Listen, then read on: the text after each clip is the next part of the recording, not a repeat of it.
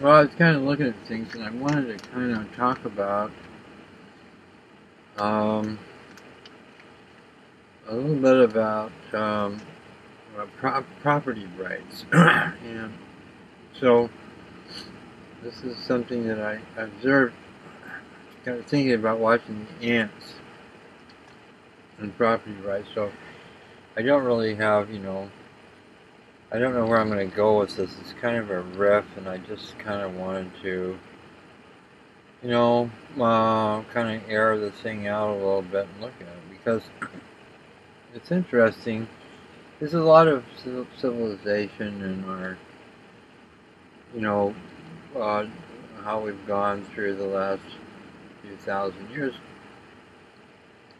has to do with an issue about property rights. And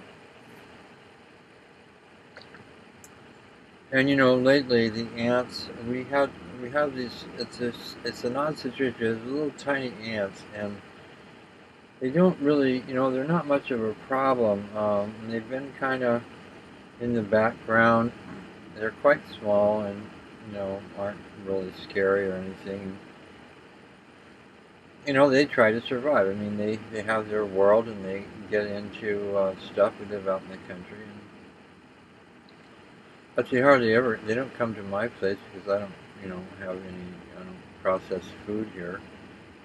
Um, but in the RV where we cook and stuff and we have lots of food, more food.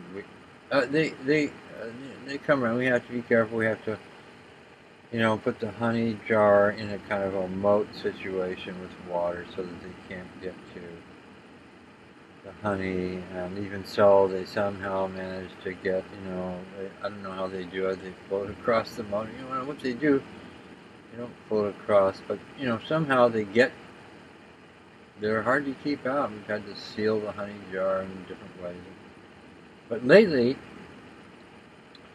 they've had, they've taken their second breath, and they were gone for several months, as they do usually in the winter. It gets too cold, they kind of shut down. But now they've come back, and they just are just getting,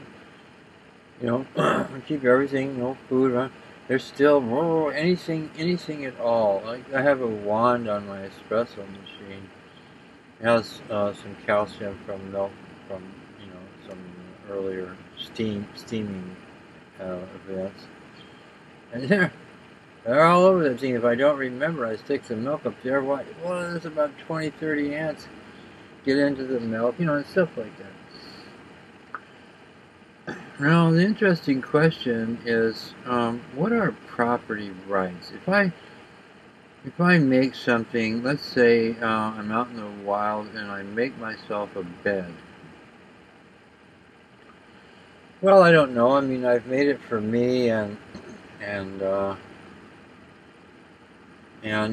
I've made an effort so that I could, just myself, I could have a place to lie down.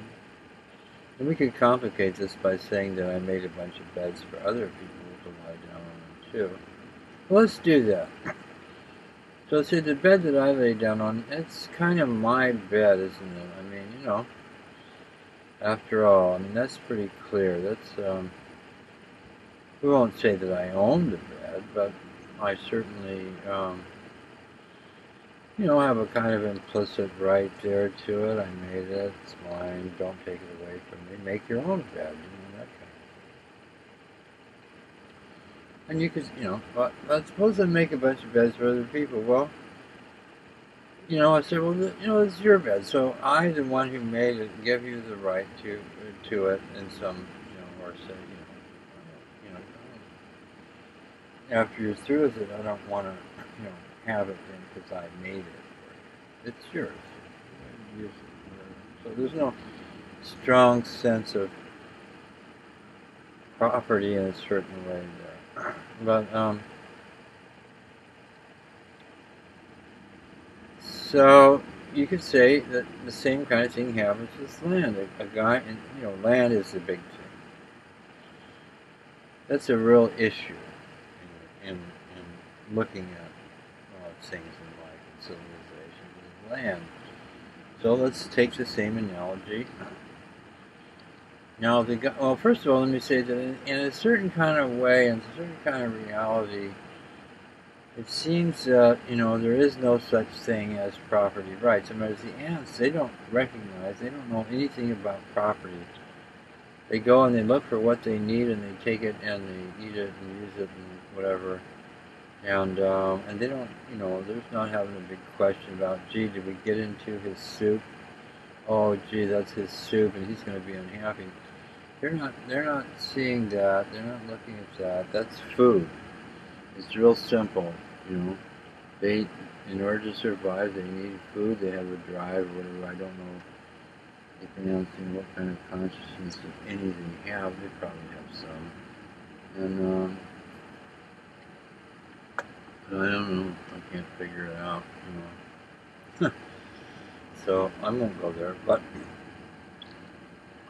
now a guy comes along and he's out there with his wife and kids, and they all work together, and he works a lot, and they build themselves a house, and they make a garden, and maybe they put a fence around somewhere so that they can keep their animals in the property, or if there's somebody around nearby to keep their animals out of their property, or that kind of thing.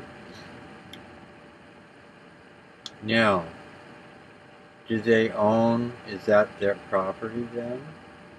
I mean, disregarding legal situations that came along later and just looking at the fundamental situation. Well, I'd have to say, yeah, that's pretty much, it works here. But what if,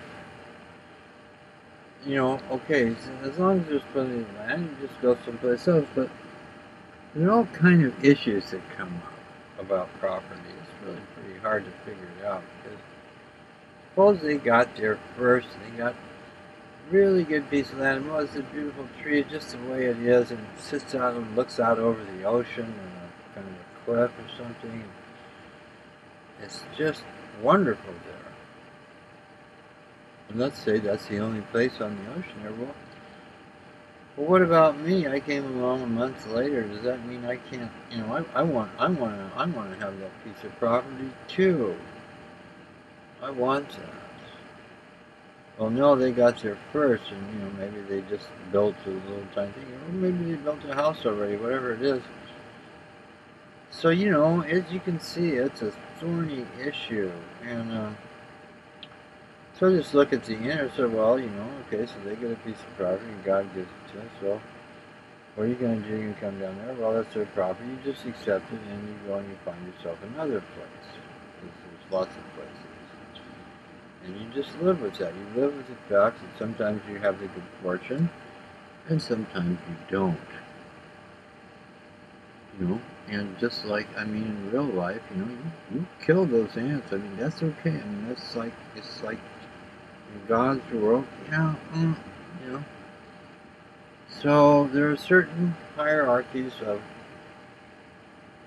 things that, as a human being, it's okay to do that. You get into a big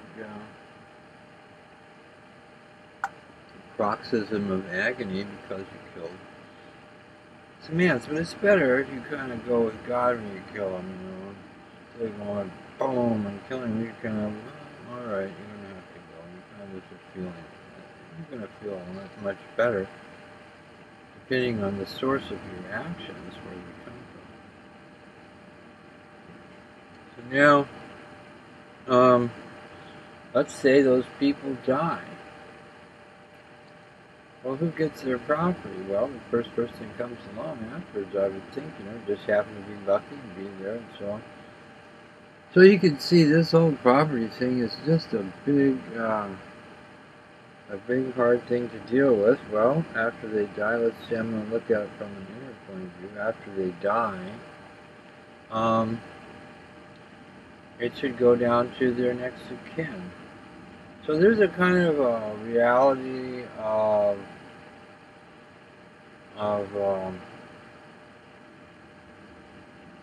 family. Family can have continuity. Family can have a peace. Now let's say we go into the whole world. Now there's all kind of people on the earth. It's been going on for quite a long time in human terms, Geez, way too, you can't even think of how long. From a human point of view, not from a scientific point of view. Why, in a scientific point of view, it's just like, nothing, But I mean, from our point of view as human beings, it's been a long, long time. And now the thing has reached a point where a whole bunch of people have big pieces of land and fair-sized pieces of land, and a whole bunch of people don't have any land.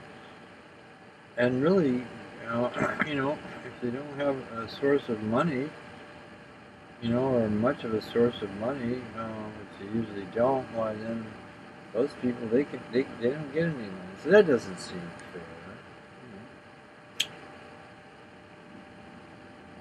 So in the case of today,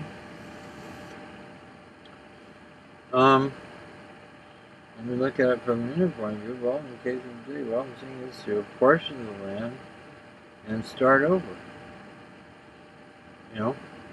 Every 1,000 years or so, you need to kind of start this process over again so that, it's more fair. Sure, things continue, but, even, in a family, they continue for so long, but then sometimes it gets to be quite meaningless. And so every 1,000 years it should be a big bubble, and everybody should get an equal portion of land.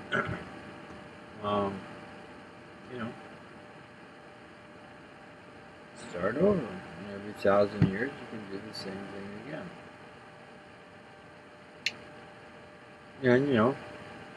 And so in a way it's going to be fair, in a way it's not going to be fair. Just like the ants, you can sometimes it's pretty fair for them and they get some stuff. They don't eat much. So that's the thing, you don't say, oh my gosh, if I feed them I'll starve to death. That's never going to happen because they just don't eat much. They don't take much. They're so tiny. Even hundreds and thousands of them. They don't eat that much stuff. They can sure mess up about this stuff.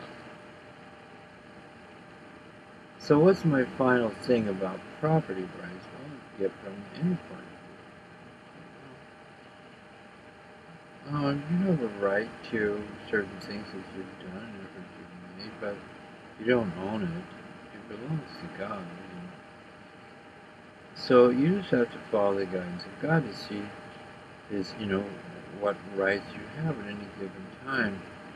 And so if it comes to a point like it is now, where you don't really have those rights because it's time to kind of reapportion everything,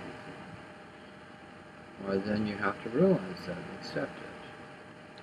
Because it's more fair and it's more positive than because the inequality has grown to a point it's not acceptable. So that's what I have to say about property rights. And as I say, it's a difficult topic.